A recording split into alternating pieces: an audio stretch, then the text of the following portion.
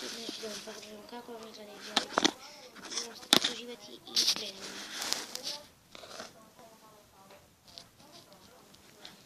Ovako. Ono što prvo potiče, to su noge.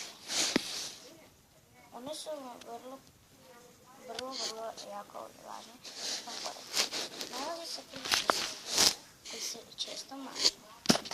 Koji dolaze i do srednjeg dijela ja se nalazim neki.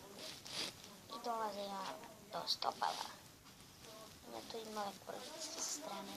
Kada idete, što vam spaja vaše cijelo ovo do koljena. Ima male kosti ovako sa strane i protežujem se u ravnoteži.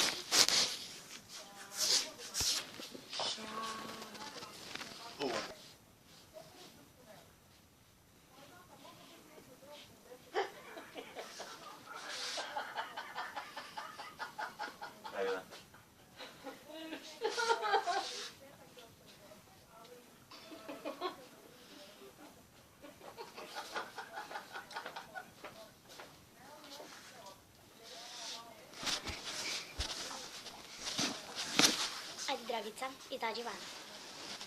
Dragica. Aha, evo ga, jedan gost.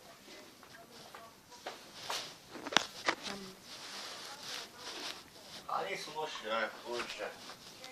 I rekla, dama, jer imamo kumaga u goste. Znači, mi dolaze 2 puta tjedno i to mi se jako loše, što to mi žive daleko od nas. Kad bi pogledali samo napravile kamere, čudili bi se.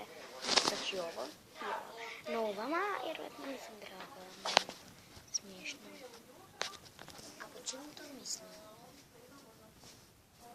Po tome, što ja nemam ni lajkove, niti nešto od pretplatnika. Jedino sam vrlo vreda kad imam za vas. I to me vrlo podsjeća, mrlo i mrzlo. No,